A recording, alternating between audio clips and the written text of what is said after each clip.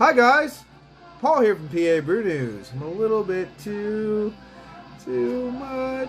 A little bit. What's this? What's that? Oh, it's the brightness thing. Look at that.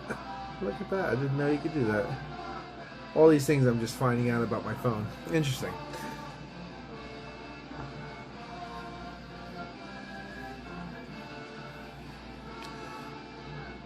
Hi guys, Paul here from PA Brew News. Gonna be here from the Cole County Brewing Company from Ebensburg, Pennsylvania, down on Route 22 outside, like going towards in the western direction towards Monroeville and then Pittsburgh and stuff like that. So it's a little on the western, southwestern part of the state, close to the central side. Let's see, we have. Yeah, I know, because I had this thing like that, so now it's like that. I think it's near Bedford County, if I'm correct. Look at this thing. Look at it. Cambria, Blair, Bedford County. Let's see. Cole County Brewing, Ebensburg, Pennsylvania. This is their Rusted Rail Honey Ale, because that rhymes. 5.5 alcohol by volume, not to be confused with Rusty Rail Brewing Company from Mifflinburg, Pennsylvania. So here we go. There it is. Here we go. There it is. Here it goes. And proper glassware. So let's get into it. Let's crack it open and get into it. Here we go. Let's see. That is a little bit lighter than I expected, so. Look at that. Oof. Pour it perfectly. Perfect pour. A perfectly perfect pour. In the Cole County glass. Little dirty glass mafia. Not too bad. Not too bad. Now, Cole County Brewing Company is celebrates, was it 2007? I should have took a picture of it, but there was a cave-in, and 22 miners were caught in the cave, and they were all rescued by the diligent work of people, and and that they're celebrating that, and that's a great thing to celebrate. So I'm glad everyone was okay. But as I said, I should have really took a picture so I could really remember all the backstory and give you a little idea. Because I have a pen in my pocket, because that's what you do. Got a pen in my pocket. So. Up to the light, clear as a bell. Actually, it looks like a beautiful Pilsner-esque beer. Honey hue, obviously straw honey hue. Let's get an aroma with this big, nice little pinky of head, white head, very white head.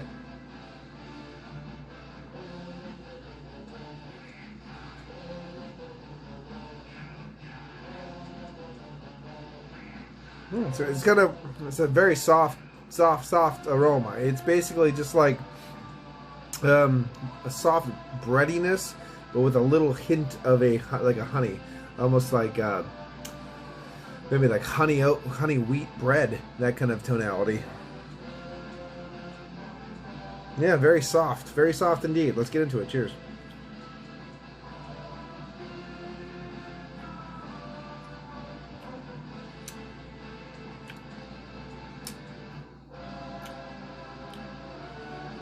Whoa. That got really crazy honey wheat kind of bread at the back end. Wow! Whoa, okay. I didn't expect that.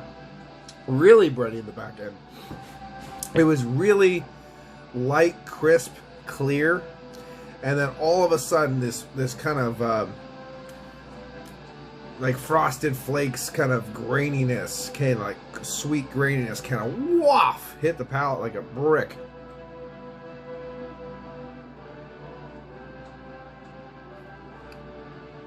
And it's super cornflaky on the back.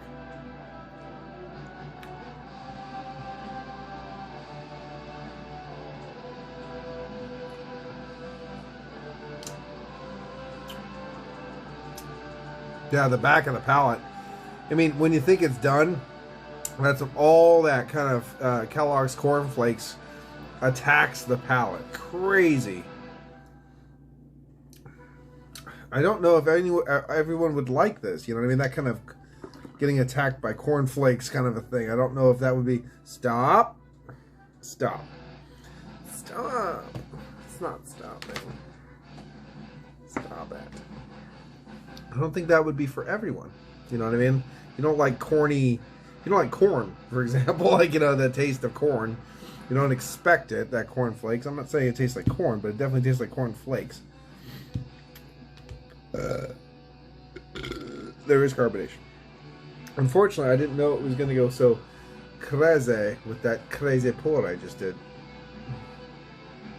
So, you can really see the logo on, compared to the white of the head.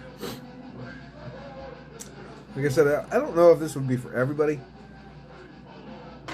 This style. It is definitely for your light beer enjoyers. So, I mean, until that brightness, and not brightness, but until that kind of cornflake taste comes in and attacks the palate at the end, the beer is extremely light. It has a very soft breadiness to the body. It has a little hint of that kind of honey ale kind of quality, as it is, you know, as it is aptly named. A little bit of soft earthiness, but it's very, very subtle. This is a very, very subtle beer. If this was chilled down, I don't know what you would get out of this beer.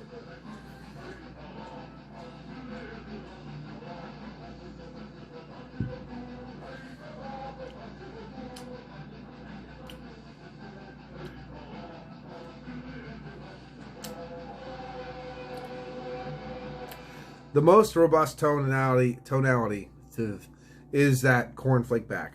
This is actually a pretty dull, boring beer. It's not really offensive. It just, yeah, I was gonna say, some people are too dumb to be offensive because they're too dumb to be mean. You know, that's why. Oh, they're so nice. Yeah, it's because they're stupid. This is one of those beers.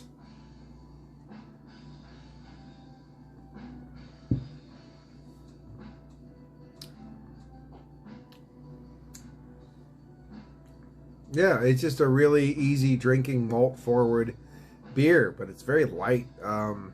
Very light. Again, it has that kind of honey wheat kind of quality to the overall flavor, and it kind of builds to this crescendo of those Kellogg's cornflakes back. Definitely a polarizing beer. Some people would really like this, and I'm sure a lot of people would hate this. You know what I mean? It's one of those ones where this would be a great, you know, it's 5.5. It doesn't taste like it at all. It tastes like it's 2, like a 1% beer. It almost tastes like a near beer, if you know what I mean. The lightness of the body, the crispness, but the lightness of the flavors. Like I said, the only biggest thing is that bready back, or that cornflakey back.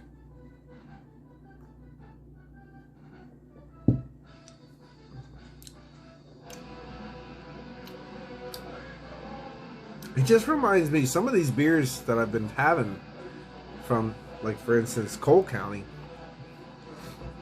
they just taste like homebrews to me. Like, they don't taste like full on, you know, craft brewery beers. I mean, they taste like homebrews.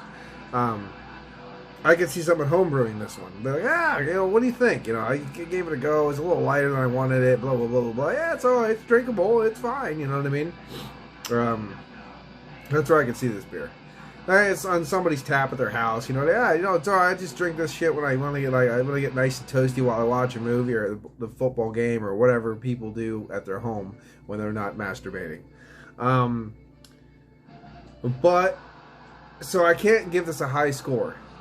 I can't even give it a solid because I've had honey ales before. You know, honey ales. They have the robustness. They have a lot of different textures and caramel. You know, not caramels, but different layers of the malt base. The honey is very floral. It's in your face. You know what I mean? It's doing things. It's accenting the malt base. It's got a nice peppery back to it to kind of counterbalance the sweetness elements too.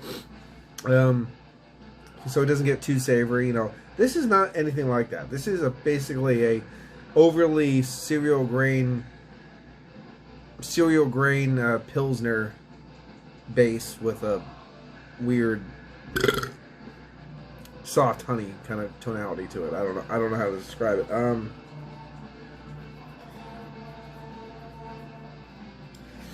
I think it's one of those ones. I think it's one of those 5 out of 10s that it's just not. It's just there. Here it is. Not good. Not bad. 5 out of 10. You know what I mean? I would definitely pick this in the Yinling category. That I think a lot of people would be like, yeah, whatever. What do you got?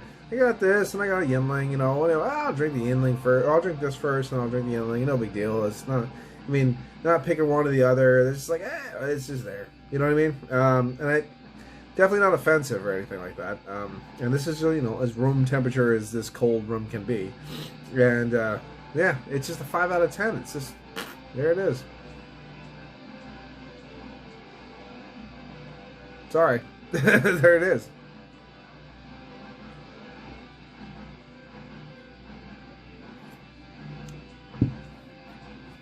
It's nice though. I mean, I could drink more of this without a problem.